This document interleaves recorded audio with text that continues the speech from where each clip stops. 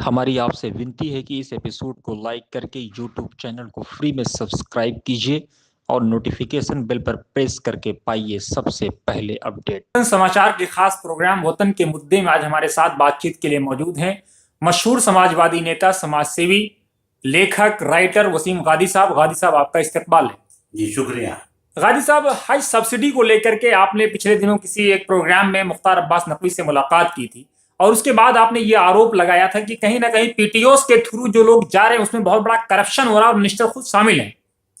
देखिए, मैं ये बात जो है सिर्फ मुख्तार अब्बास नकवी साहब जब से मिनिस्टर बने तब से नहीं, मैं कई सालों से ये बात कह रहा हूँ। क्योंकि मैं जब सऊदी एम्बेसी में वीजा ऑफिसर था तो मैं लोगों से पूछता था कि जो लोग खुद हज करने के लिए जाते हैं उनको कितनी कीमत अदा करनी पड़ती है, और जो हुकूमत के जरिए जाते हैं या जो प्राइवेट टूर ऑपरेटर्स के जरिए जाते हैं, तो पता ये लगा कि हज कमेटी तो जो पैसा लेती है वो ज्यादा लेती ही लेती है, लेकिन जो जो ये आपके प्राइवेट हज वाले हैं, जो टूर्स वाले हैं, वो तो हाजियों को छीलते हैं, वो तो हाजियों की खान निकाल लेते हैं। इसलिए मैंने उनसे कहा था कि देखिए, ये हज जो है एक बहुत ही मुकद्दस फरीजा है, इसमें आप इंटरेस्ट लीजिए। पहली बात तो जो प्राइवेट टूर्स हैं उनको या तो आप खत्म कर दीजिए, या फिर आप उनके जो जो उनकी रेट लिस्ट है, जो उनके जो जो वो उनकी जो चार्जेस हैं उसको फिक्स कर दीजिए, और उसमें जो हुज्जाज जाएंगे उनका जिस तरीके से एमबीबीएस के लिए नीट का जो एग्जाम होता है, इसी तरीके से आप एक सेंट्रलाइज एक इंटरव्यू कर दीजिए। लोग सेंट्रलाइज वे में उसको अप्लाई करें, और जिनके भी वो नाम आ जाएं टूर ऑपरेटर्स को दे दिए जाएं, और वो ड्राफ्ट भी जो टूर ऑपरेटर्स को देने हैं वो भी हज कमेटी के जरिए जाएं, ताकि टूर ऑपरेटर अपनी जो मनमानी ना कर पाए, हाजियों को सताए नहीं, हाजियों को लूटे नहीं। क्योंकि ये हाजी हैं, ये ज़ियूफुर रहमान हैं, ये अल्लाह के मेहमान हैं, इनकी खिदमत करना हमारा फर्ज है। इनको लूटना एक बहुत बड़ा अजाब है, बहुत बड़ी लानत है। इसलिए अल्लाह के वास्ते मुख्तार अब्बास नकवी साहब, एक तरफ तो आप जो इस बार हज में लोग जा रहे हैं वो बहुत पैसे दे के जा रहे हैं, आप इंटरनेशनली टेंडर मंगवाइए, बहुत कम में जा सकते हैं वो लोग। दूसरी तरफ जो प्राइवेट टूर ऑपरेटर्स हैं उनका आप रेट फिक्स कर दीजिए, उनके चार्जेस फिक्स कर दीजिए, और वो भी ऐसे ही अप्लाई करें जैसे हज कमेटी में अप्लाई करते हैं। और जो भी एप्लीकेशन जो है हज कमेटी उनको एक्सेप्ट करती है वो टूर ऑपरेटर्स को दे दी जाए, और साथ में उनको ड्राफ्ट भी दे दिए जाए, ताकि उनकी रोजी रोटी भी चलती रहे, और हुज्जाज किराम जो ज़ियूफुर रहमान है उनके साथ कोई ज्यादती ना हो। क्योंकि अगर हुज्जाज के साथ ज्यादती हुई तो हमारे लिए जहन्नम के अलावा कोई रास्ता नहीं है।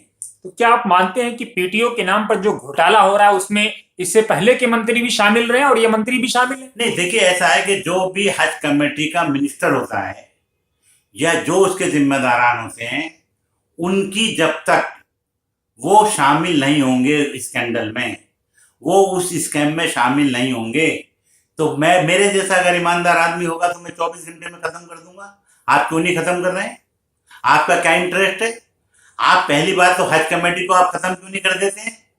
आप हज कमेटी को खत्म कर दीजिए, और आप सऊदी गवर्नमेंट को कह दीजिए कि साहब जितना भी हमारा कोटा है आप अपने तरीके से अपने लोगों को अपॉइंट कर दीजिए, और उसकी एक रेट फिक्स कर दीजिए। हज कमेटी की जरूरत क्या है?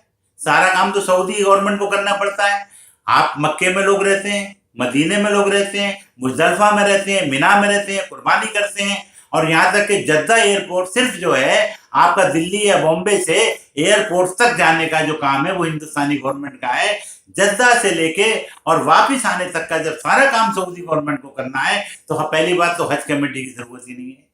दूसरी बात, ये जितने भी लोग हैं इसमें मैंने तो किसी को पैसे लेते हुए नहीं देखा, लेकिन जो परसेप्शन है, जो अवाम की आवाज है, वो नकारा खुदा है। वो ये कहते हैं कि मिनिस्ट्री में जितने लोग हैं सब पैसा खाते हैं, यहाँ तक के जो वहां पर जो एकोमोडेशन है, वहां तक के यहाँ पे जो फ्लाइट के टिकट्स हैं, यहाँ तक के जो कुर्बानियों का जो निजाम है, उस सब में पैसा खाया जाता है।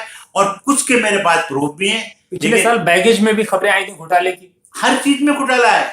यहाँ तक के जो लोग वहां पे मकान दिलाते हैं, देखिए आप बताइए, हुज्जाज किराम गरीब लोग जाते हैं, गांव से लोग आते हैं, बड़े बड़े एक एक रुपया बचाते हैं, अपना पेट काट के हज करने जाएंगे, और आप उन हाजियों को लूट लेते हैं। रिक्शे वाले, रिक्शे वाले, छोटे मौलाना लोग। और इसलिए मैं ये कहता हूँ, मुझे नकवी साहब से कहता हूँ कि आप एक कमेटी बनाइए, मुझे भी बुलाइए।